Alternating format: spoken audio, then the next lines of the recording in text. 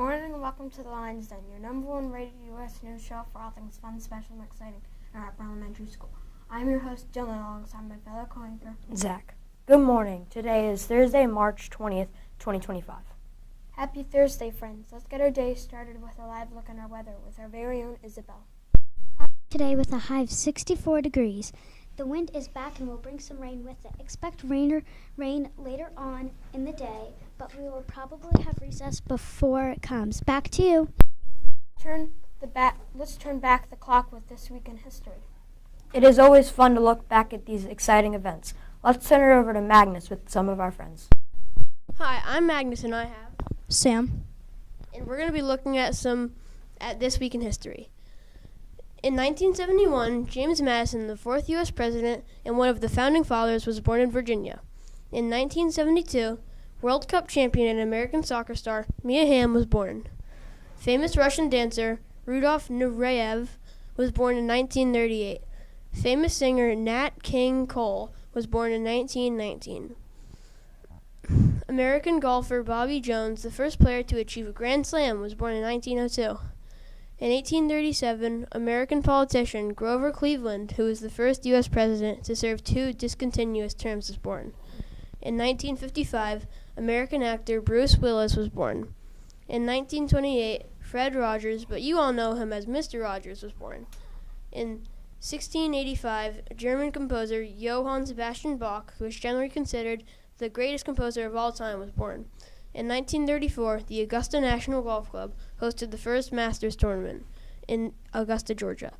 In 1945, the United States captured the island of Iwo Jima during World War II.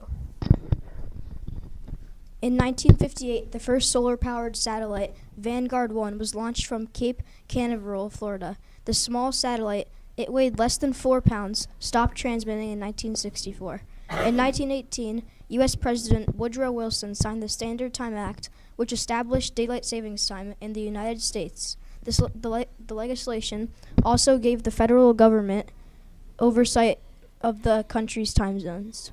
In 1999, Bertrand Pickard and Brian Jones became the first aviators to circumnavigate the globe non-stop by balloon. They landed the following day in Egypt. The U.S. federal prison on San Francisco Bay's Alcatraz Island, which had held some of the most dangerous civilian prisoners, was closed this day in 1963. Back to you. I was surprised by some of those cool facts from history. Now let's take a look at our quote of the day. Let's turn it over to Dean with that quote. Small deeds done are better than great deeds planned. That was by Peter Marshall. Back to you. Today we have no birthdays. Before we close out our show, let's get our brains working with a little trivia. Today's question is, what men's college team has won the most NCAA tournaments? The answer will be revealed tomorrow. The answer to yesterday's question, the important government document that went into effect in 1879 was the United States Constitution. Let's take a look at our Pride Ticket winners.